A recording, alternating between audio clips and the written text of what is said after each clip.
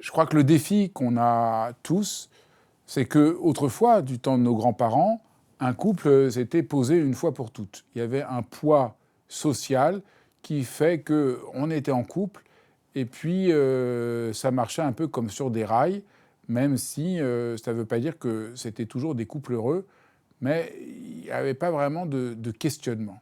Et nous vivons, c'est pour ça que j'ai appelé ça en 2024, comment être un couple heureux en 2024, parce que nous, on voit que ça crispe, ça grince, ça se défait de partout.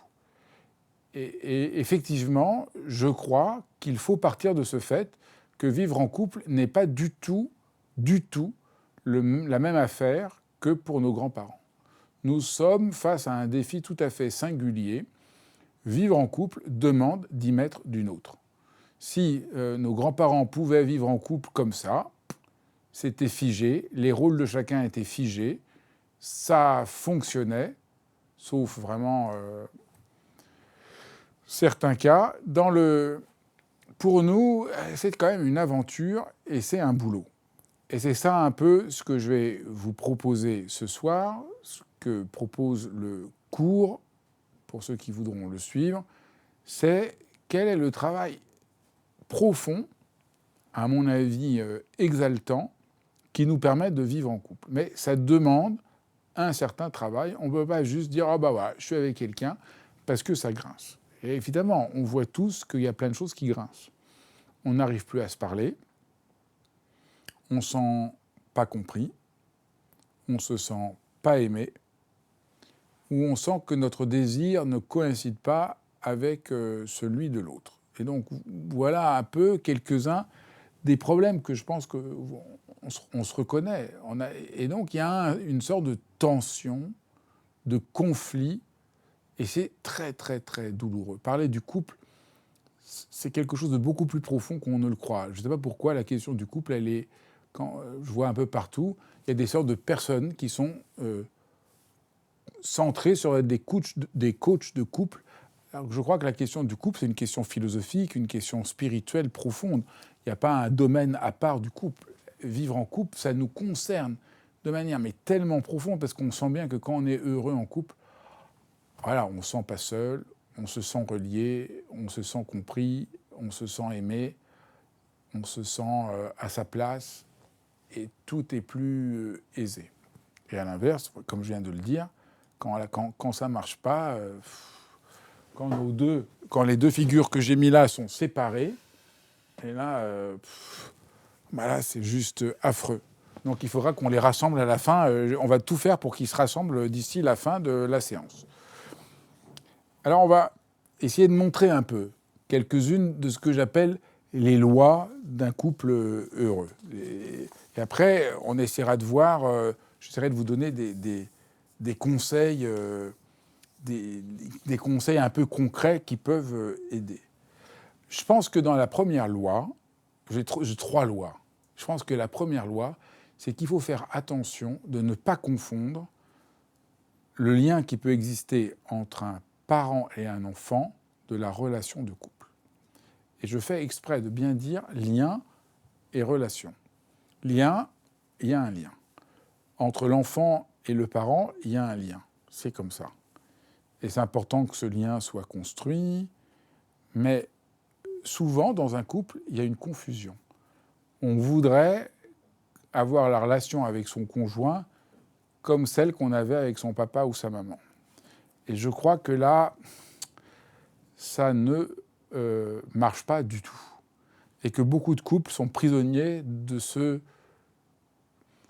cette méprise très radicale. C'est une très grande méprise. On est prisonnier au fond d'un schéma archaïque. On voudrait que quelqu'un soit là, qu'on soit dans un lien de dépendance. L'enfant, il est dans un lien de dépendance. Si l'enfant, quand il vient au monde, il n'y a pas quelqu'un qui le nourrisse, il n'y a pas quelqu'un qui l'aide à réguler la température de son corps, il a froid et qu'on ne fait rien, il est en danger de mort. Et alors, ce qui est tout à fait terrible, c'est que dans un couple, les gens vivant dans la relation du lit...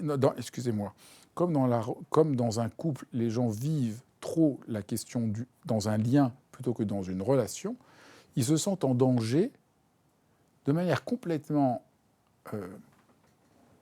désordonnée quand ils ne sentent plus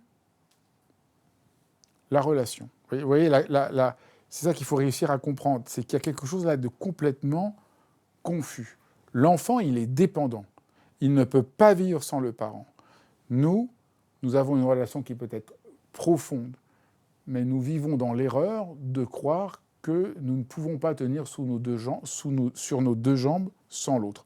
Donc nous attendons de l'autre quelque chose qu'il ne peut pas nous donner, et ce n'est pas légitime, et heureusement. En fait, heureusement que nous ne sommes plus dans la position de l'enfant par rapport à ses parents, parce que c'est quand même, c'est beau, mais c'est quand même terrible d'être à ce point dépendant des parents pour vivre. Nous, maintenant, on est grands, on est adultes. Donc, c'est très important de comprendre que la relation a lieu à partir de la manière dont on se sent posé, on se sent autorisé. Et ça, c'est une des choses que pour ceux qui veulent poursuivre le cours, que je vous donnerai des exercices très importants pour vous défaire du lien et rentrer dans cette autonomie fondamentale. Alors évidemment, on est prisonnier ici de tas d'images hollywoodiennes. On va trouver ma moitié, on va être en fusion. Ça, c'est tout à fait erroné, parce que la moitié, la fusion, c'est des belles idées romantiques. Alors c'est très très beau dans les films, avec les violons, tout ça, c'est bouleversant. Mais en réalité, le problème, c'est qu'on retombe dans le lien infantile de sentir que sans l'autre, je vais mourir. Et donc, notre demande est complètement de travers, et on ne tient pas sur ses jambes. Et au lieu de construire une relation, de ce que ça a de merveilleux, parce que la relation, c'est extraordinaire. La relation, ça se crée, ça s'invente, c'est dans le partage, dans l'écoute, dans le déploiement, c'est manière de se déployer l'un l'autre. Vous voyez, c'est un tout autre horizon que l'horizon de la dépendance du lien. Et ça, c'est vraiment fondamental. Et donc, à partir de là, il faut comprendre que dans la relation, ce qui importe, c'est comment on communique avec l'autre. Parce que communiquer, comment on se parle, comment on échange, Et la communication aussi, elle est absolument mal comprise. Dans les pièges redoutables de notre temps, donc il y a ce piège que je viens de décrire, du truc hollywoodien, on a notre moitié, dans lequel on est dans une sorte de fusion et on est réenfermé dans la question du lien. Mais il y a aussi quelque chose qui n'est pas du tout compris, de qu'est-ce que ça veut dire qu'une relation qui est basée sur la communion, le partage, l'écoute. Et ça n'a pas du tout, c'est pas du tout l'échange d'informations. Et les gens ne comprennent pas du tout ça. Donc du coup, il y a des attentes un peu frustrées de part et d'autre. On voudrait que l'autre communique avec nous. Mais souvent, quand les gens croient que la communication, c'est soit on envoie un message, soit ils veulent que la communication soit comme celle de la mère avec son enfant. Mais ce n'est pas du tout le cas. La communication, elle doit prendre des visages complètement différents. Elle ne peut pas avoir ce même côté absolu et infantile. Donc c'est très important. Il faut sentir notre solidité, que nous sommes indépendants. Et alors c'est très important de comprendre qu'être indépendant, ça ne veut pas dire qu'il n'y a pas un amour profond. Ça ne veut pas dire qu'il n'y a pas un engagement envers l'autre d'une profonde intensité qui est possible. Parce que voilà, dans notre monde un peu, dans cette mécompréhension tellement profonde sur ce que c'est la vérité du couple, les gens ont l'impression, alors s'il n'y a pas de lien, c'est superficiel. Mais non, quand il y a un lien, il y a une dépendance qui est hyper angoissante. Tandis que dans la relation, il y a quelque chose de mature, d'adulte, qui est extrêmement profond, mais aussi où on se sent libre. L'enfant, il n'est pas libre, et il est dans un état de panique radicale. Puisqu'il peut être... Voilà, il peut être, s'il est abandonné, s'il est laissé tout seul, s'il n'est pas nourri, il va mourir. Vous voyez, c'est quand même... pouf. Alors la collusion, là, elle est donc ça, je pense que c'est le premier point. Je vous dis tout de suite, on aura un moment où vous pourrez poser vos questions. Donc c'est des choses qui ne sont pas claires. Avant la fin du cours, on aura un moment où vous pourrez poser vos questions dans le chat. Là, pour l'instant, le chat est fermé pour qu'on puisse être ensemble. Mais à un moment... Dans le deuxième tiers du cours, vous pourrez poser vos questions. Donc ça, c'est le premier, je dirais la première loi. Comprendre la vérité de la relation et ne pas se tromper sur la question du lien. Le deuxième, alors là, c'est aussi un peu surprenant, parce que enfin, si vous êtes là, si vous m'écoutez, c'est vous savez que ce que je dis est souvent un peu surprenant, déconcertant, mais ça vaut la peine de ne pas se bloquer et de voir si ce que je dis est juste ou pas. Mais la deuxième chose, c'est que les gens croient qu'un couple, c'est la somme de deux personnes. Ça a l'air un peu évident. Là, vous allez dire, mais oui, évidemment qu'un couple, c'est la somme de deux personnes. Eh bien, peut-être pas.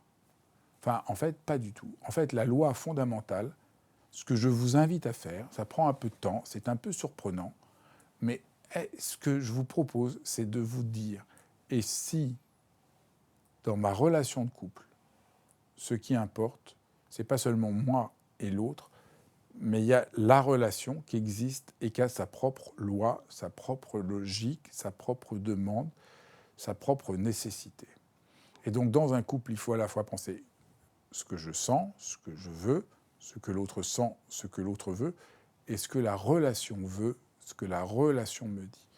Et les couples que je vois partout, il y a moi, en général, il n'y a même que moi, donc déjà c'est foutu, parce que s'il n'y a que moi, il n'y a pas de couple, et donc ça ne marche pas. Donc les gens, c'est moi, mon désir, mes envies, mes problèmes, et on a quasiment l'impression que la personne avec qui ils sont, c'est juste un prestataire de service dont ils sont frustrés. Mais même quand les choses sont un peu plus développées, ce qui est sans doute votre cas si vous m'écoutez, parce que si la question du couple vous intéressait pas, si la question du couple vous intéresse comme ça, c'est que vous avez sans doute déjà dépassé cette première illusion qu'on voit partout, où c'est juste les couples, c'est juste une union de deux égoïsmes. Mais après, même les gens qui sont plus évolués restent prisonniers de l'idée, d'accord, je m'ouvre à l'autre, d'accord, j'écoute l'autre. Mais c'est très dualiste. Il y a moi, il y a l'autre. Qu'est-ce que je fais l'autre? Est-ce que c'est moi? Est-ce que c'est l'autre? Non. Ce qui est libérateur, c'est de dire ah non, c'est pas moi et l'autre. C'est qu'est-ce que le couple demande? Quelle est sa propre logique? Et ça aussi, si vous avez envie de suivre le couple, je vous donnerai beaucoup d'exercices pour comprendre comment on entre dans cette compréhension. C'est vraiment un pivotement. Bien sûr, de temps en temps, c'est important de revenir à soi. Bien sûr, des fois, c'est important de revenir à l'autre. Mais moi et l'autre, ça ne marche pas parce que ça va être le compromis, la transaction. Non. Qu'est-ce qui se demande? Ça, je crois que c'est très très important, toujours, dans un couple. Quand des couples viennent me voir et qui ont des problèmes, souvent j'essaie de comprendre, mais quelle est la logique du couple? Qu'est-ce que ça leur demande? Qu'est-ce que ça institue? Et voilà, chaque couple a sa modalité, a son histoire qu'il faut comprendre. Qu'est-ce qui nourrit le couple? Qu'est-ce qui nourrit ce lien, cette relation de couple? On va faire la distinction, vous voyez. Et je crois que ça, c'est un changement, mais très important. Il y a comme un visage, un dessin. Ah ouais, c'est ça. Dans mon couple, il y a moi, il y a l'autre, et puis il y a quelque chose qui se demande. C'est pas par hasard qu'on est en relation. On est ensemble, là, on s'est rencontrés, il y a quelque chose qui nous dépasse, qui nous fait consonner l'un avec l'autre. Et se tourner vers ce qui consonne, c'est entièrement positif, vous voyez? Parce que si on se concentre sur moi, mes problèmes, on a plein de problèmes, on a plein de frustrations, on a plein de déceptions. Puis on écoute l'autre, il a plein de problèmes et il a plein de déceptions. Mais si on commence à sortir, mais qu'est-ce qui nous lie? Et là, c'est souvent tellement beau. Mais ce qui nous lie, c'est tellement beau. Ah oui. Souvent, c'est en comprenant le début de la rencontre que le moment où on se rencontre, souvent, se montre la vérité de la relation entre nous. On s'est rencontrés à un moment et d'un coup, là, le premier moment, il y a un truc waouh. Il y a eu un waouh. C'est quand même un peu ça qui se passe. Et le waouh montre une sorte de vérité de la relation. Et après, on le perd parce qu'on est concentré sur moi et l'autre. Et donc, c'est ça que je vous invite. J'ai bien conscience que ce point est un peu singulier parce que personne ne parle de ça, mais c'est tellement important. C'est tellement libérateur. Et alors, le troisième loi, c'est se méprendre sur la question du désir. Parce que, en fait, une des grandes questions du couple, c'est la question du désir, et y compris du désir de la sexualité. Et alors là, on a aussi complètement... ce que je vois souvent, c'est complètement de travers. Je ne vais pas revenir ici sur des tas de choses que j'ai souvent enseignées. Comprendre la sexualité à partir de la pulsion, c'est complètement grotesque. Ne pas comprendre le dessin de la sexualité comme rencontre, réunion, toute la dimension profondément vivante, spirituelle de la sexualité, comment la sexualité est liée au fait que nous sommes des êtres incarnés et que dans la sexualité, nous nous incarnons fondamentalement et que la sexualité parle aussi beaucoup de notre besoin d'être incarné. Alors, quand les gens réduisent la sexualité à juste la pulsion qu'il faut décharger, alors évidemment là c'est tout à fait faux. En fait, la sexualité est un élément qui nous permet de nous rencontrer, de retrouver la nudité de la relation, qui nous met dans cet espace que j'appelle le tiers. Dans la sexualité, il y a le tiers qui se donne. C'est plus moi seulement, moi, mes désirs, l'autre, ses désirs, mais il y a quelque chose qui nous rassemble, quelque chose qui nous réunit, quelque chose qui nous fait vibrer à l'unisson. Donc on répond à ce qui nous fait vibrer. On est au service de quelque chose, voilà, qui... Je pense que là, on peut les rassembler un peu, parce que là, ils commencent déjà à se sentir un peu mieux, là, déjà. On commence à leur parler, là, et ils commencent à se regarder même un petit peu. Ne croyez pas que c'est parce qu'ils vous tournent le dos, qu'ils ne sont pas polis, mais ils sont quand même... Là, ils ont commencé à... Ils ne se regardaient pas beaucoup, mais là, ils commencent à se regarder, à avoir du plaisir à être ensemble. Et c'est ça, la sexualité, c'est le plaisir d'être ensemble. Alors là, les gens sont tout à fait perdus, parce qu'on ne comprend pas du tout la loi du désir. On a un rapport mécanique au désir, un rapport normé au désir. On a un rapport normé à l'amour, on a un rapport normé à ce que c'est le couple, on a un rapport normé au désir, et donc alors à peu près tout est perdu. Donc, de la même manière que je vous ai invité à un changement radical avec le premier point, comprendre que le lien n'est plus de saison, et c'est vraiment... et qu'un couple est heureux quand il se libère du lien pour entrer dans la relation. Le deuxième renversement, c'est comprendre qu'un couple, c'est pas seulement moi et l'autre, c'est aussi comprendre qu'il y a quelque chose d'autre qui nous unit, qui est plus grand que nous et qui est heureux. Et donc on s'appuie sur quelque chose qui est heureux. Et sur le désir, c'est vraiment important de comprendre que le désir a son rythme. Et dans un couple, pour dire un truc tout bête, il y en a un qui a envie, et puis l'autre, il n'a pas envie. Mais nous, on est figé. Ah, il n'a pas envie. Il ne m'aime pas, parce qu'on est pris dans le lien. Donc, il ne m'aime pas, il ne veut pas, c'est horrible, je me sens rejeté. Non, c'est qu'on n'a pas le même rythme. C'est absolument fondamental. Quand, dans une relation de couple, il y en a un qui a envie, et l'autre, pour réussir... ça arrive à des moments, mais ça ne dure pas très longtemps, que les deux désirs sont en même temps, par miracle, au même rythme. C'est comme quand vous vous habillez pour aller vous promener. Moi, quand je vais me promener, moi, je suis très rapide. Donc, je ne suis pas toujours au même rythme que mon conjoint, qui peut être un peu plus lent. Et donc, on a chacun son rythme. Et ben donc, dans la sexualité, c'est pareil. Vous avez envie, mais l'autre, il n'a pas forcément envie. Et ça ne veut pas dire qu'il n'a pas envie. Ça veut dire, mais quelle est la manière qu'il a besoin, lui, pour vous rejoindre dans le désir, dans cet espace-là? Alors, vous faites une crise, vous vous sentez mal compris, tout ça parce que vous n'avez pas compris qu'il y a une logique du désir. Donc ça, c'est vraiment une des leçons fondamentales. Et donc, comprendre que peut-être on peut trouver des modalités d'écouter ce rythme-là. Et alors, d'un seul coup, tout devient beaucoup plus heureux. L'autre n'a pas envie, c'est pas qu'il n'a pas envie. C'est juste qu'il n'est pas au même endroit que vous. Il n'a pas encore mis ses chaussures, et vous êtes plus rapide, vous êtes déjà devant l'ascenseur. Mais ce n'est pas parce qu'il n'a pas mis ses chaussures qu'il n'a pas envie ou qu'il ne vous aime pas. Donc il faut trouver le rythme. Donc ça, c'est vraiment... Voilà, ça, je pense que c'est les 3 lois fondamentales de ce qui fait un couple heureux. C'est comprendre, voilà, je redis, sortir du lien infantile, entrer dans la relation adulte, sortir de moi, de l'égoïsme ou de me consacrer à l'autre pour entrer dans le couple qui est un tiers, qui a une existence. ma relation de couple a une existence. Moi, il ne faut pas que je parle trop de ça parce qu'après je vais pleurer. Parce que je vois tellement de couples se séparer parce que les gens sont aveuglés. Ils n'ont juste pas vu ce deuxième point. Je vois des couples qui se séparent parce que chacun est enfermé dans moi, mes problèmes. Et puis après, ce troisième point sur le désir. Alors oui, moi, j'avais envie, il n'a pas envie, donc il ne m'aime pas, et donc je suis frustré. Donc voilà.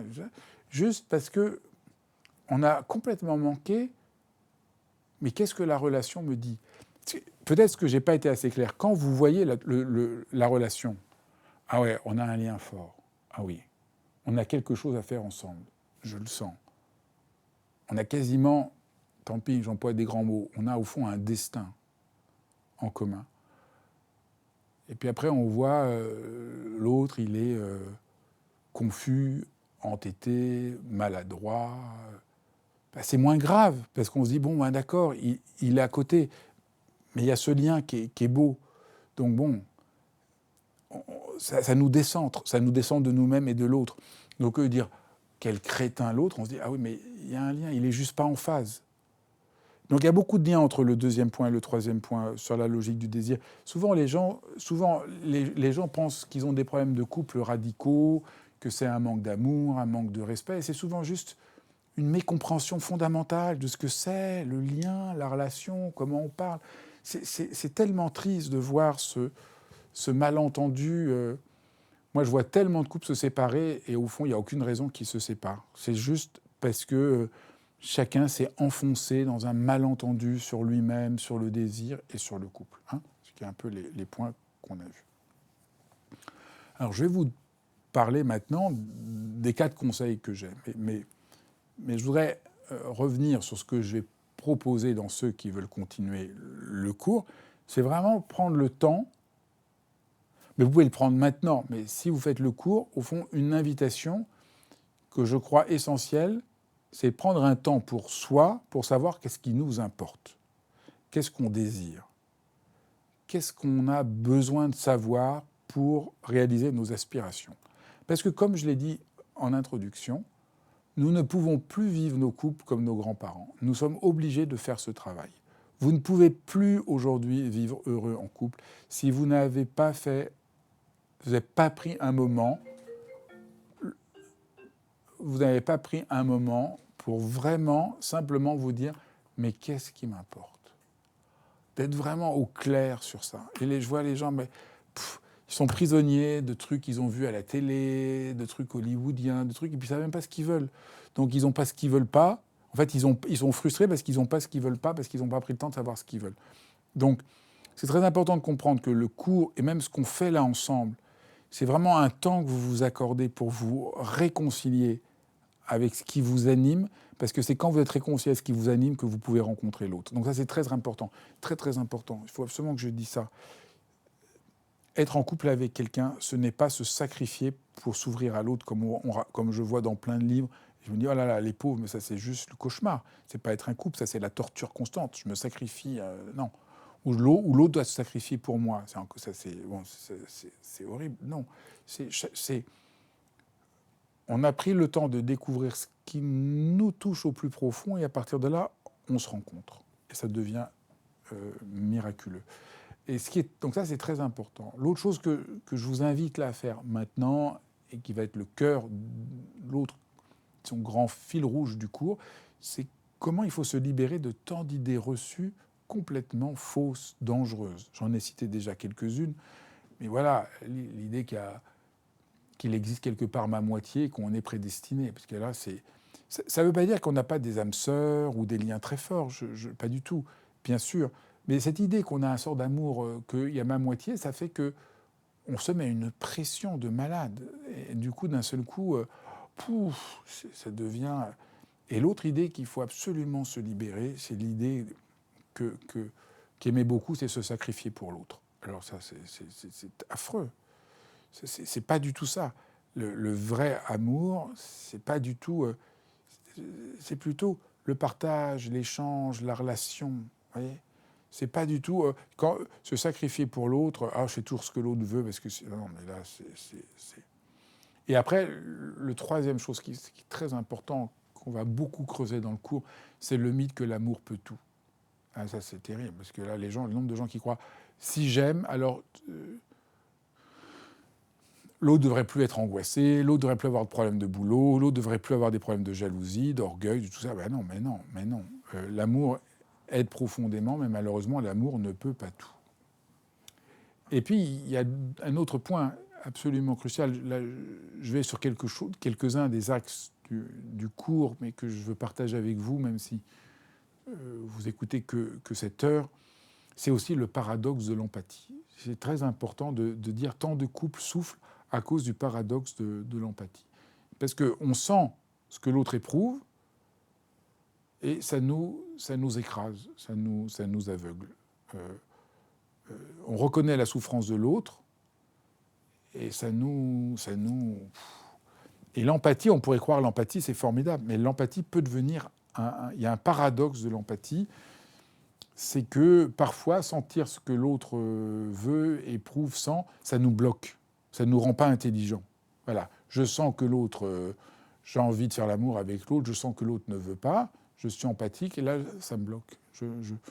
J'y vais plus, je veux plus, je me sens mal. Alors, j'ai complètement perdu de vue cette intelligence que j'ai développée. Donc l'empathie, c'est bien, mais il y a un paradoxe. L'empathie, ça peut devenir un piège quand il n'y a pas assez d'intelligence, de compréhension de ce que j'appelle la logique du couple, la logique de la relation et la logique du désir. Et moi, ce que je veux vous donner, c'est vous donner les clés, la compréhension de cette logique qui vous permet de vous repérer et d'inventer une relation, et voilà, beaucoup plus juste. Alors, quels sont les 4 conseils ? Alors, j'y vais fort, hein. J'y vais fort. Je tremble un peu de vous donner mon premier conseil. Enfin bon, si vous êtes là, c'est que vous savez que je ne vais pas raconter... J'aime pas les bons sentiments, j'aime pas les bons conseils de bons sentiments, parce qu'au fond, on trouve ça joli, mais ça n'aide pas du tout. Donc je vous dis des choses qui me semblent vraies, même si c'est un peu désarmant et un peu abrupt. Mais voilà, le premier conseil, c'est que l'autre ne vous comprendra jamais complètement. Alors au début, non, je veux que l'autre me comprenne. Non, là vous êtes dans le lien, vous n'êtes pas dans la relation. Il y a une limite à toute relation, c'est fondamental. Nous ne serons jamais compris complètement par l'autre. Et on a un idéal que l'autre va enfin me comprendre. Alors j'en vois même des gens, ils ont l'idéal que l'autre les comprenne sans même qu'ils expliquent quoi que ce soit et qu'ils disent quoi que ce soit. Alors je suis là et l'autre, par son amour, doit me comprendre immédiatement, complètement, totalement. Alors évidemment, on est très très déçus. Et alors si vous êtes un peu surpris, je vous donne un truc. Est-ce que vous-même, vous comprenez vraiment ? Ben non. En fait, soi-même, on ne se comprend pas, on est un peu déconcerté. On est déconcerté qu'on a peur pour ça, on est déconcerté qu'on est perdu à tel moment. Quelqu'un nous dit quelque chose, on se sent en pleine forme. Quelqu'un nous dit quelque chose d'autre, on est blessé. Donc nous-mêmes, on ne se comprend pas. Alors pourquoi on voudrait exiger dans un couple que l'autre nous comprenne absolument, totalement, sinon on se sent trahi ? Non. Là, il y a quelque chose... On en veut à l'autre de ne pas avoir deviné ce que soi-même on n'a pas réussi à discerner. Voilà, c'est ça le piège. Donc, moi, j'ai comme un mantra. Moi, je dis franc jeu. Moi, c'est pas parce que j'ai un certain âge, j'ai avancé sur beaucoup de choses dans ma vie que c'est fini. Moi, il faut que... C'est presque un mantra. Régulièrement, dans ma relation de couple, je me redis, l'autre ne me comprendra jamais. Et pour vous dire la vérité, ça me soulage. Au début, on dit « Ah merde », mais après, on est soulagé. « Ah, mais d'accord, l'autre ne me comprendra jamais ». D'abord, moi-même, je ne me comprends jamais. Et d'un seul coup, tout est beaucoup plus ouvert. C'est un peu la même chose que quand j'expliquais « Foutez-vous la paix ». Il faut se foutre la paix. Parce que, à se torturer, à vouloir être parfait, à vouloir être tout contrôlé, on finit par faire un burn-out. Et ben, c'est la même chose dans le couple. Il faut accepter, voilà, l'autre ne me comprendra jamais. Ça ne veut pas dire, je ne dis pas, ça ne veut pas dire qu'il n'y a pas des moments où on se comprend profondément, on se comprend sans dire un mot, qu'il n'y a pas des moments de pure magie, il n'y a pas des moments extraordinaires. Mais l'autre ne me comprendra jamais entièrement, totalement, à tous les moments. Voilà, il y a quelque chose qui est lié à la limite propre à tout être humain. Bon, vous êtes prêts pour le deuxième conseil? C'est un peu du même acabit. C'est l'amour n'est pas toujours confortable, mais il nous met à nu. Il nous met en rapport à notre vulnérabilité. Alors là aussi, c'est pas tout ce qu'on raconte, mais c'est quand même parce que les gens ont l'idée que dans l'amour, c'est confortable, c'est merveilleux, tout va bien. Moi, je me souviens quand j'ai publié il y a une dizaine d'années un livre qui s'appelait « Et si l'amour, on ne savait rien », je faisais des conférences, il y avait plein de gens qui étaient complètement furieux. « Ah non, ce que vous dites n'a pas de sens. Moi, j'ai vécu 30 ans avec mon mari, on était toujours dans l'harmonie la plus complète, je ne comprends pas ce que vous dites. » Je dis « Ah bon, très bien. Vous n'êtes pas dans le réel. C'est pas le réel. Le réel, c'est que l'amour, dans sa profondeur mystique, dans sa profondeur spirituelle, l'amour, ça nous met à nu. Devant la personne que j'aime, je me sens vulnérable. Et dans l'amour, je suis autorisé, au fond, à pouvoir être vulnérable. Il y a une vulnérabilité de l'être humain, et l'amour est précieux parce qu'il me donne l'autorisation de pouvoir être vulnérable. Et vulnérable, c'est pas fragile, hein. Je tiens à faire la distinction. Vulnérable, c'est qu'on est touché, c'est qu'on est, on est sensible. Ça ne veut pas dire qu'on est fragile, au contraire, hein, on peut être très fort en étant... c'est Lévinas, le philosophe Lévinas, qui dit « Seul un moi vulnérable peut aimer son prochain », ce qui est une phrase très forte. Seul un moi vulnérable peut aimer son prochain. Donc, sinon, on n'aime pas. On gère, mais c'est pas aimer, c'est ça. C'est seul un moi vulnérable peut aimer son prochain. Mais on pourrait dire l'amour nous rend vulnérables. Ou on peut dire aussi la fameuse phrase que j'aime beaucoup de Leonard Cohen, qui vient en fait d'un mystique soufi, Rumi, c'est par la fêlure que passe la lumière. C'est par la fêlure que passe la lumière. C'est ça, dans l'amour, on se retrouve fêlé. Quelque chose en nous est vulnérable, quelque chose est blessé. Donc c'est très important. Il faut accepter on n'est pas parfait. Et comme on ne comprend pas ça, donc dans l'amour, on est très déçu, parce qu'on voudrait que l'amour soit... Voilà, on voudrait que tout aille toujours bien, mais ça ne marche pas. Donc ça, c'est très important. On n'a plus besoin d'être parfait dans l'amour. Donc ça, je pense que c'est le deuxième conseil que je peux vous donner. C'est vraiment accepter complètement d'être vulnérable et sentir que c'est bien, que c'est beau. Vous voyez, là, je sens, là, il rougit un peu, vous voyez. Là, il rougit. Là, vous voyez, regardez, il rougit. Même ses lèvres sont toutes rouges. C'est parce que il n'en revient pas d'être aimé. Il n'en revient pas. En fait, dans l'amour, c'est ça, tous les jours. C'est quelque chose d'invraisemblable. On est submergé, on est étonné. C'est pas possible. Ça, c'est tout à fait la vérité de l'amour. Tu m'aimes, c'est pas possible. C'est ça qu'il faut dire. Faut dire je t'aime tous les jours. Parce que je connais des gens qui disent mais je te dis pas que je t'aime parce que ça va m'engager pour toujours. Alors là, je dis oui. Mais là, vous confondez une transaction immobilière avec une relation d'amour. Dire je t'aime, ça vous engage dans le présent, parce que vous êtes en rapport au présent. Ce n'est pas une transaction immobilière. C'est très important. C'est une parole... quand on est philosophe, évidemment, c'est tout à fait bon, parce qu'il y a des paroles définitives, 2 et 2 font 4, mais je t'aime, ce n'est pas du même ordre que 2 et 2 font 4, c'est quelque chose qui a lieu au moment où je le dis. C'est une parole performative en philosophie. Donc, en disant je t'aime, je fais être quelque chose. Et donc, on peut le faire être tous les jours. Donc ça, c'est très, très important. Donc, et pourquoi on doit dire « je t'aime tous les jours » ? Parce qu'à cause de la vulnérabilité. 2 et 2 font 4, c'est pas vulnérable, là, il n'y a aucun doute.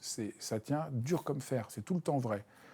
Mais « je t'aime », c'est quelque chose qui a à se manifester à neuf. Et c'est ça, la vulnérabilité, qui est formidable. Donc, c'est très important, de la vulnérabilité, c'est pas du tout une faiblesse. Hein. C'est une force, parce que vous êtes pleinement humain. C'est la fameuse histoire de la princesse au petit pois, que j'aime beaucoup raconter.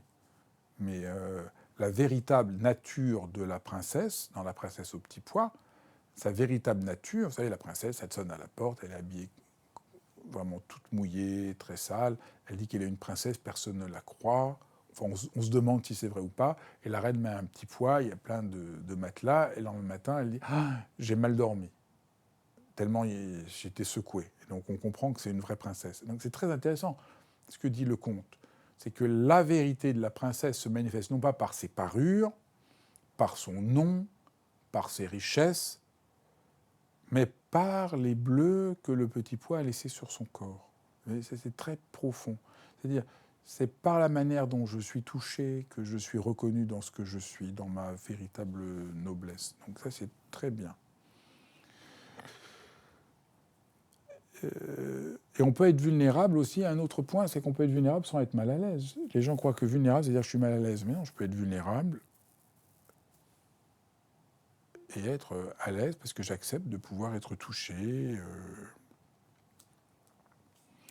Donc ça, c'est le deuxième conseil. Le troisième conseil, c'est avec patience et curiosité, explorer son désir. Ça, c'est tellement important. Tous les gens à qui je parle au début, enfin pas tous, mais souvent quand je parle avec les gens de manière un peu intime, je me rends compte que les gens ont un rapport mais très extérieur à leur désir. Soit on est dans la logique de la faute, soit on est dans la logique de la peur, soit on est dans la logique de... En fait, on n'est pas rentré dans l'énigme véritable de son désir, mais ça vaut la peine d'explorer l'énigme de son désir, sans jugement, avec curiosité, comme un continent. Voilà, c'est tout à fait étrange. Nos désirs, la vérité de notre désir, nous ne la décidons pas, mais nous avons besoin de la rencontrer. Nous-mêmes, on ne se connaît pas, on a besoin de se rencontrer. On a besoin de rencontrer l'autre, on a besoin de se rencontrer. C'est vrai que c'est merveilleux, le couple, parce que c'est un espace. Moi, je crois que le couple est une expérience spirituelle profonde. Ma conviction depuis que j'ai peut-être 22, 23 ans, parce que, bon, peut-être vous ne connaissez pas mon chemin, mais moi, à 20 ans, j'ai rencontré la méditation de manière vraiment intense, j'étais formé. Et très vite, j'ai compris que la voie monastique ne me parlait pas et ne me semblait pas si juste pour notre temps.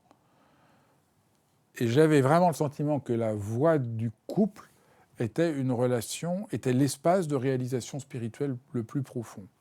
Et il se trouve que les maîtres qui m'ont enseigné allaient dans cette direction-là, avaient cette conviction profonde que dans notre monde,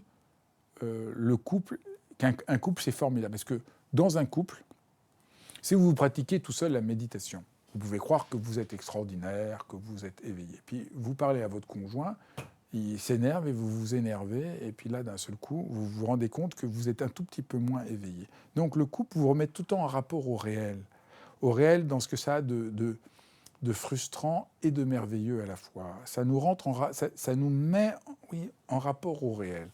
Et donc ça, c'est très, très, très, très important, parce que on rêve notre vie. Et un couple peut nous permettre de ne pas rêver. Mais malheureusement, la plupart des êtres humains ne saisissent pas la chance du couple. Ils restent dans le couple devrait être, et ils sont prisonniers, mon couple devrait être, l'autre devrait toujours me comprendre, l'autre devrait être comme ça, l'autre ne devrait pas être têtu, l'autre... Non, mais c'est pas du tout comme ça. Franchement, on est tous bêtes, idiots, voilà, c'est moi, l'autre. Mais un couple ne fonctionne pas parce que chacun des deux est parfait. Et au contraire, c'est dans la relation de couple qu'on se transforme, qu'on se déploie, qu'on se bonifie. C'est un extraordinaire espace de travail, mais juste, il faut comprendre ces principes et ces lois qui sont le cœur de ce que j'essaye de transmettre. Et c'est ça. Et il y a plein de choses ici qu'il faut expliquer, parce que sur la sexualité, mais ce n'est pas seulement la sexualité qui est qu'un élément de quelque chose de beaucoup plus grand, parce que le corps, il a besoin d'être aimé, le corps, il a besoin d'être choyé, il n'a pas seulement besoin d'être désiré, il a besoin qu'on en prenne soin, et il a besoin qu'on se confie à lui. Donc il y a toute une dimension du corps qui est absolument centrale et qu'il faut cultiver. Alors, dernier conseil, et après j'ai promis, on va avoir quelques minutes où vous pourrez poser vos questions. Le dernier conseil, aussi radical que les 3 premiers, c'est avoir raison ou parier pour la relation, il faut choisir. Donc dans un couple, là c'est simple, soit vous dites c'est moi qui ai raison, vous vous battez pour que l'autre reconnaisse que c'est vous qui avez raison, soit vous pariez pour la relation. Et on n'a pas, malheureusement là, il n'y a pas le choix. Soit on est pris par l'orgueil, c'est moi qui ai raison. Si je reconnais que l'autre a raison, alors là c'est l'humiliation totale, je ne peux pas le supporter. Et en fait, c'est pas ça. Il faut toujours se dire, non pas qui a raison, mais qu'est-ce que demande la relation? Que signifie mon couple? Et à ce moment-là, c'est beaucoup plus simple. On passe à autre chose. On accepte que l'autre a raison, même si on n'est pas convaincu, parce qu'on s'en fout. C'est pas qui a raison, c'est comment je nourris. C'est au fond peut-être ce que j'appelle le tiers. C'est comme une plante. Il y a vous, il y a l'autre, et puis votre couple, c'est une plante. Et vous avez à arroser la plante de votre couple. Et si vous arrosez la plante de votre couple, elle va grandir, elle va fleurir, elle va vous nourrir, et vous allez être comblé, et l'autre va être comblé. Et c'est ça, il y a une plante là à prendre soin. Donc si vous dites, si moi j'ai raison, ou si c'est l'autre qui a raison, c'est infernal. Donc ça ne marche pas. Donc il faut vraiment à un moment parier pour la relation. D'accord. Je suis sûr d'avoir raison, l'autre pense le contraire, mais si je parie maintenant pour la relation, on s'en fout, franchement, on s'en fout. Est-ce que c'est moi qui ai raison? Est-ce que c'est toi qui as raison? Au fond, on n'a même pas besoin d'en parler. On est complètement ailleurs quand on comprend la logique de la relation. Donc voilà un peu les axes de ce que j'essaye de transmettre. Évidemment, c'est plus facile quand c'est nourri par la pratique, parce que la pratique nous permet de sentir qu'est-ce que je sens, comment je m'accorde le droit de sentir ce que je sens, comment je me libère des jugements, et à partir de là, comment je construis la relation. Ce que je vous propose, c'est qu'on va mettre quelques minutes de musique, le temps que vous posez vos questions, et après, j'y réponds. Sur tout ce qu'on a dit, ou aussi si vous avez des questions sur comment va se dérouler le cours. À tout de suite. Alors, il y a plein de questions, c'est extraordinaire, c'est vraiment... je suis tellement même assez ému de toutes vos questions, parce que on voit que c'est la vie, on parle du réel quand on parle de couple. Alors, il y a une question, Pasqualina. Un couple peut-il survivre sans sexualité? Si oui, quelles en seraient les conditions? Je crois que c'est tout à fait possible. Alors là, c'est très important de comprendre que quand on met des normes sur un couple, on est mal barré. Parce que la vérité de la relation est tellement singulière. Donc, il n'y a pas toutes ces règles, ça doit être comme ça. C'est tellement unique et singulier. Mais je dirais, la sexualité est une modalité d'un partage dans une nudité profonde. Et ça peut prendre d'autres formes que la sexualité. Et je dirais même que dans un couple bien cohérent, il faut qu'il y ait d'autres approches que la sexualité de ce qui crée ce partage, cette intensité, ce désir, cette nudité. Donc je dirais, c'est mieux de généraliser la chose. Et après, la sexualité, c'est un espace extraordinaire, mais pas extraordinaire pour tout le monde. Voilà, il y a des gens pour qui la sexualité, c'est pas du tout parlant. Et je crois que c'est très très important d'être à l'écoute de ce qui se montre pour nous. Et une question, Fabrice, aborderas-tu dans le cours les blessures d'attachement insécure développées par Bowlby et Boris Cyrulnik qui ressurgissent souvent dans la relation de couple en nous rendant évidents ou dépendants affectifs? Absolument, c'est le socle de ce que je montre. Quand je parlais de la différence entre le lien et la relation, évidemment, ça a à voir... On passe beaucoup plus du lien de dépendance à la relation quand on a trouvé cet attachement sécure. Et j'insiste beaucoup, j'en parle dans mes dialogues, le sens du cours, le sens des exercices, parce que vous allez faire des exercices dans le cours. Beaucoup d'exercices visent à nous apprendre à trouver cet attachement sécure avec soi-même qui rend la relation à l'autre beaucoup plus facile. Et je dirais que une chose que tout le monde devrait faire, c'est apprendre à travailler avec des attachements sécures, à trouver de la sécurité en soi-même. Virginie demande si on peut avoir accès au replay, bien sûr. Le cours est en libre accès et vous pouvez l'écouter quand vous voulez, en courant, en faisant votre promenade, en faisant la vaisselle ou tranquillement, en amoureux. Il y a une question, et si on s'ennuie dans son couple ? Je pense qu'on s'ennuie. Alors il y a plein de raisons, c'est très difficile de répondre parce que ça, c'est la limite de l'exercice comme ça, parce qu'il peut y avoir des dizaines de raisons pourquoi on s'ennuie. Mais disons une possibilité, je dis bien qu'une, c'est qu'on s'ennuie parce à cause du deuxième point que j'ai dit, on a fui la vulnérabilité. On a installé le couple dans quelque chose d'un peu confortable et on n'est pas prêt d'être vulnérable, donc on s'ennuie. Donc il faut revenir au moment où on se sent un peu plus mis à nu et on va moins s'ennuyer. On s'ennuie parce que tout est trop confortable. C'est le paradoxe de la vie. On voudrait que tout soit confortable. Confortable, c'est pas sécure. Enfin bon, c'est un point de détail. On voudrait que tout soit confortable. Donc on voudrait ne pas être trop mis à nu. Là, voilà, tout va bien, il n'y a pas de problème. Et évidemment, on s'ennuie. Il n'y a pas besoin de... Pour ne pas s'ennuyer, il faut accepter de ne pas savoir, d'être touché. Et là, d'un seul coup, ça devient passionnant. Mais il y a d'autres éléments de l'ennui. Dans l'ennui, il y a aussi le fait qu'il n'y a plus que moi et l'autre et qu'on a perdu la plante du couple. Et donc là, il faut se demander, c'est pour point s'ennuyer, mais qu'est-ce que la plante du couple me demande ?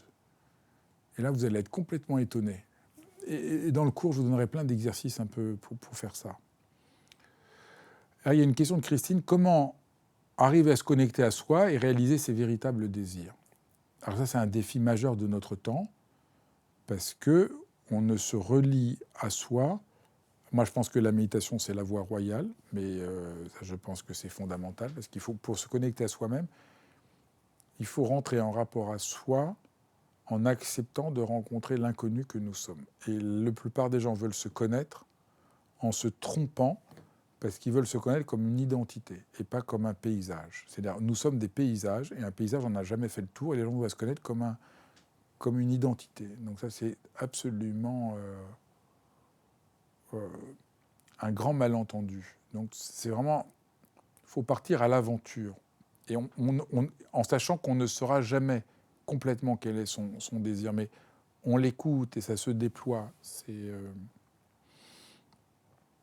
Comment tenir une relation de couple sans se lasser de l'un de l'autre ? Bon, ça ressemble un peu à la question de l'ennui. Je pense qu'on ne se lasse pas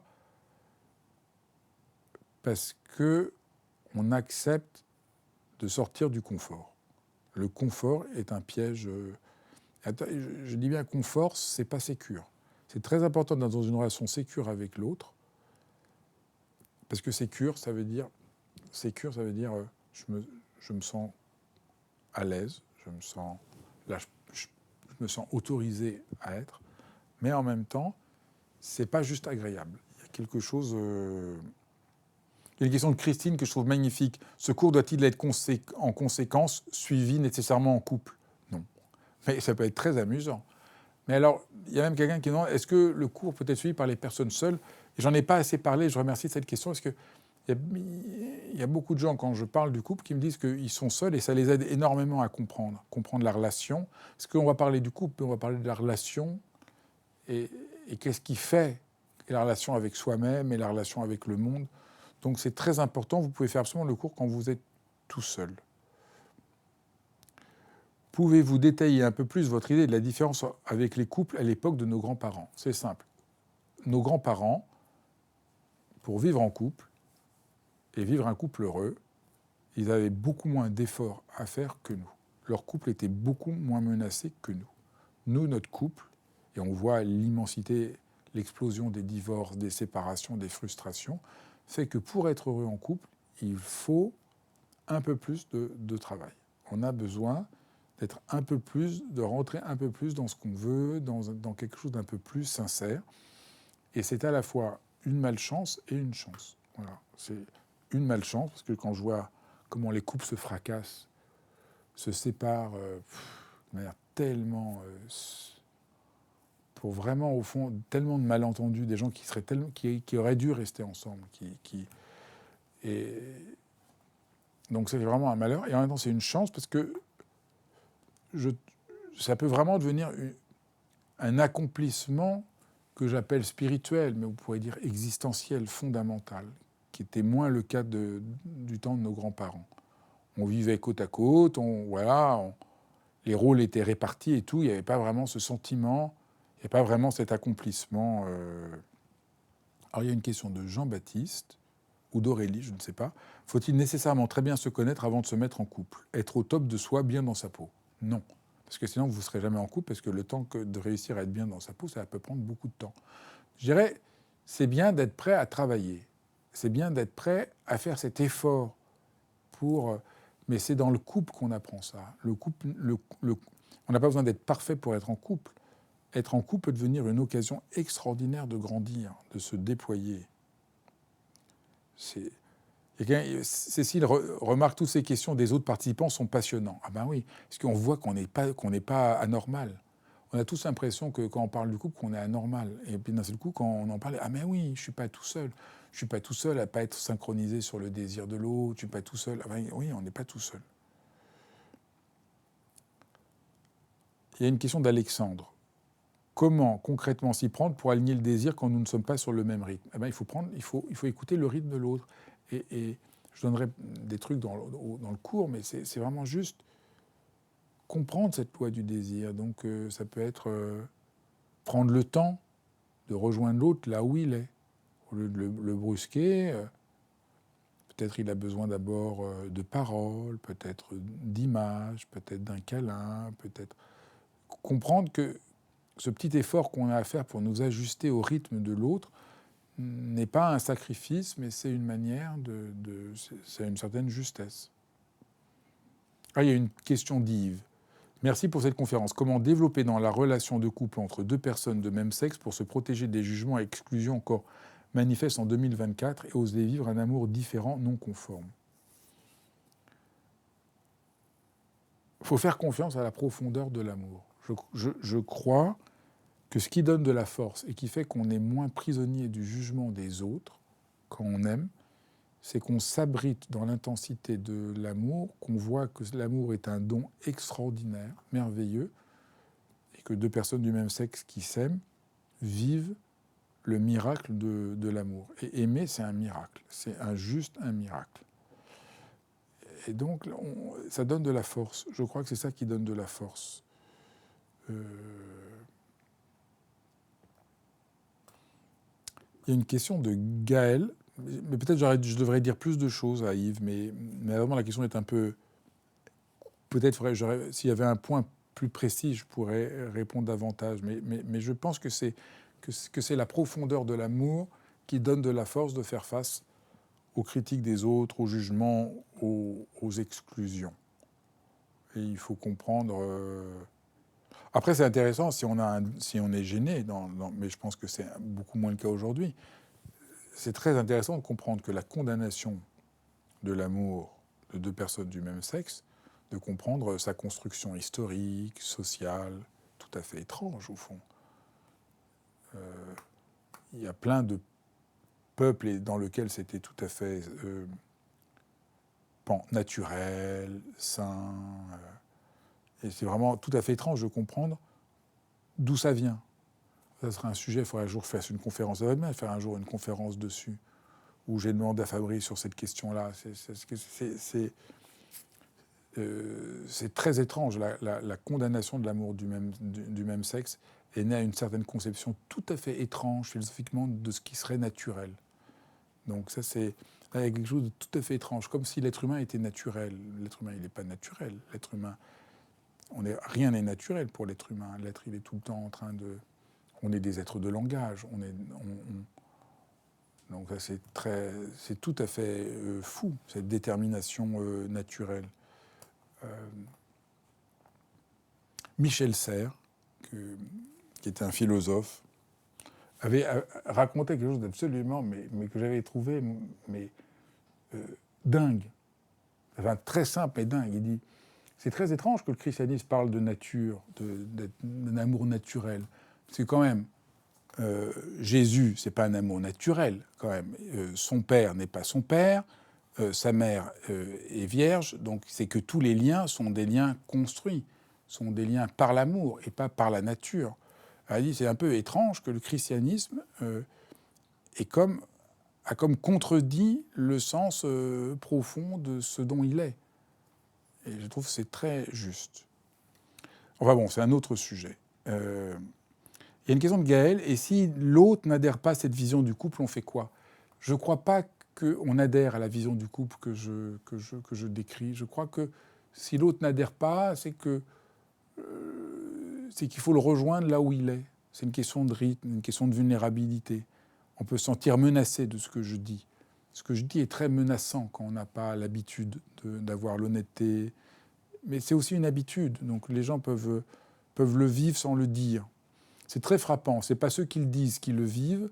Enfin, moi, je vois des gens qui ont tout un discours, ils ont fait plein de stages, donc qui parlent d'ouverture, de communication. Et on voit la violence qu'il y a derrière, avec plein de bons sentiments. Et on voit des gens qui sont pas du tout dans ce monde-là. Il y a un côté un peu, ça pourrait sembler un peu fermé. Et on sent une droiture et une intégrité très profonde. Donc je me méfie beaucoup de ce qu'on pourrait croire. Il y a une question très belle de Brian. Je ne sais pas si je prononce bien. Beaucoup de gens pensent qu'on ne doit pas soigner son cœur en se mettant dans une nouvelle relation. Pourtant, ce serait une belle opportunité pour se soigner. Qu'en pensez-vous? Moi, je pense que vous avez raison. Je pense que l'amour a une dimension de guérison. Je pense que devant la blessure infinie que nous sommes, qui est en chacun d'entre nous, l'amour, si on accepte ce que j'ai dit, que l'autre ne nous comprendra jamais parfaitement, qu'il n'y a pas d'amour parfait, que l'autre n'est pas notre moitié absolue, mais qu'on rentre dans le travail, dans la relation, dans comment ça s'invente, alors je pense que oui, ça guérit. Je pense que la relation de couple nous guérit et que c'est la meilleure des guérisons.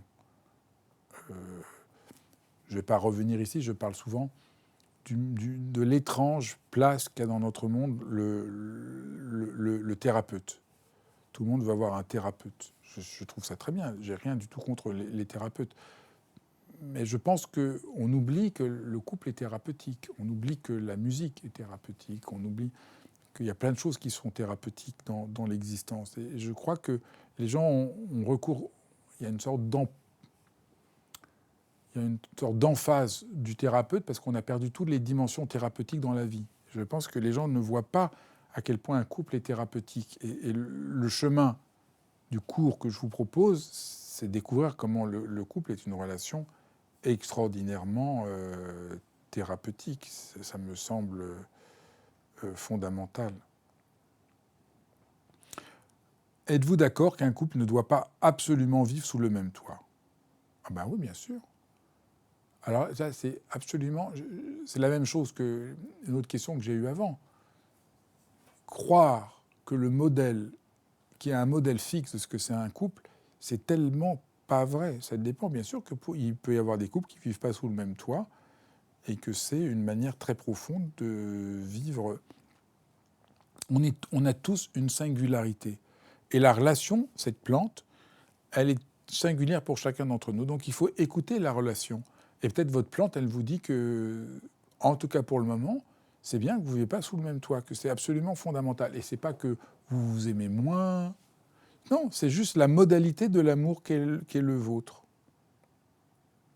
Comment évoluer en couple avec des expériences de vie, premier couple, longue durée pour l'un, place des enfants de chacun, rapport à l'argent, besoin de sécurité financière pour l'un et différent pour l'autre. Et je crois que c'est tout ce que j'essaie de montrer dans ce cours. C'est ça. En fait, et on pourra clore là-dessus, vous avez un problème. Vous êtes dans un couple, voilà, il y en a un qui a une longue durée, il y a le rapport à l'enfant, il y a le rapport à l'argent, il y a toutes ces questions. Les gens veulent trouver une solution. Donc j'ai un problème d'argent, j'ai un problème de sexe, j'ai un problème. Donnez-moi une solution. Au fond, tout mon cours, tout ce que je tiens à vous dire ce soir, c'est la pire chose que vous pouvez faire. C'est vouloir régler, votre problème sur la sexualité, puis le problème sur l'argent, puis le problème sur les enfants, puis les problèmes sur les émotions. Comme si tout ça était des petits bouts. Et je crois que ce n'est pas du tout comme ça que ça fonctionne. Je pense que c'est en repensant ce que c'est la relation de couple, tout ce que j'ai montré, que les problèmes se résolvent, parce qu'on les voit complètement autrement. Quand on est figé, d'accord, j'ai un problème sexuel, comment je vais trouver la solution? Eh bien, on est figé. Et quand on commence à comprendre comment c'est un couple, comment c'est le lien, comment c'est la loi du désir, d'un seul coup, le problème, il apparaît complètement autrement. Et c'est ça que je vous propose, moi. Moi, je suis philosophe, et une des choses les plus intéressantes que je trouve de la philosophie, la plus belle métaphore de ce que c'est la philosophie, c'est Wittgenstein qui dit ça. Il dit on est devant nos problèmes comme si on était enfermé dans une pièce et on essaye de s'échapper parce qu'on est coincé, on cherche à trouver une solution à notre problème. Donc on essaye de passer par la porte, elle est fermée, on essaye de passer par la fenêtre, elle est fermée, on essaye de passer par la cheminée et on est de plus en plus désespéré. Et la philosophie est là pour nous dire, mais si tu te retournes, tu vas voir qu'il y a une porte qui est ouverte et la porte est grande ouverte et tu peux partir. Eh bien, c'est ça que je vous propose. Et c'est ça l'expérience que je fais. Et je crois que c'est ça l'expérience que les gens font qui suivent mes cours. À un moment, on se rend compte, par rapport à mon problème de ceci, mon problème de cela, eh bien, le problème, il est toujours là, mais le contexte, l'environnement, la situation, ma manière de voir fait que je ne le vois plus du tout de la même manière. Et c'est ça qui est la clé de la transformation. On avait un problème, mais c'est partout pour tout. Vous avez un problème, vous avez un nouveau boulot, vous êtes terrorisé de prendre ce nouveau boulot. Finalement, puis 2 jours après, vous regardez, ah mais il n'y avait pas de problème. Mais ce n'est pas que vous avez résolu le problème, c'est que d'un seul coup, vous voyez les choses autrement. Et ça, c'est la clé de la transformation. Et malheureusement, nous vivons un monde tellement technique, parce que si j'ai un problème avec mon ordinateur, il ne marche pas, je vais demander quel est le truc pour faire marcher l'ordinateur. Donc là, ça marche. Problème A, réponse A qui va avec le problème A. Mais dans la vie humaine, ça ne marche pas comme ça. Et donc nous voulons régler nos problèmes comme ça. Ça ne marche absolument pas. Donc vous allez voir le réparateur pour la question de la sexualité, puis pour les enfants, puis pour ceci, puis pour ceci. Vous allez voir plein de réparateurs, mais ça n'a absolument rien réglé parce que le problème, il n'était pas du tout là. Le problème, il était sur la vulnérabilité, sur la question de la relation, sur tout ce que j'ai essayé de décrire ce soir. Et j'espère que c'est ça qui vous donnera un autre horizon de sens qui va vous permettre de vivre une vie de couple, vous allez voir, j'espère, passionnante. Voilà, je vous embrasse, je vous remercie infiniment de toutes vos questions. J'espère que ça va vous donner envie de suivre le cours.